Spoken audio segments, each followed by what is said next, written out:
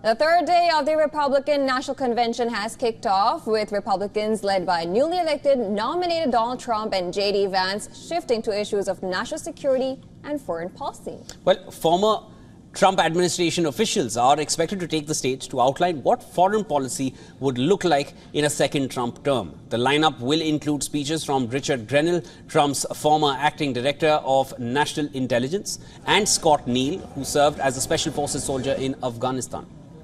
U.S. Senator J.D. Vance will also address the RNC in a keynote address to Republicans to accept his nomination as the party's vice presidential candidate, as well as introduce himself to the national audience. The address could illustrate how Trump's Make America Great Again movement may dominate the party for years to come. Interestingly, the theme of the RNC is Make America Strong Once Again.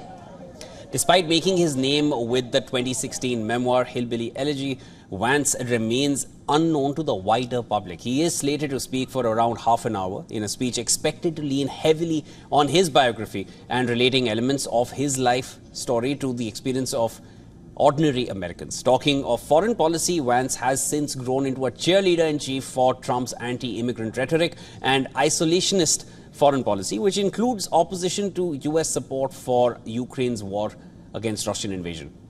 While the focus of the session is expected to be beyond America's borders, Republicans are expected to also highlight how President Biden's supposed weakness on immigration is also endangering the U.S. reputation abroad. Many speakers have already documented claims that a growing number of foreign terrorists have been able to illegally get into the U.S. from Mexico.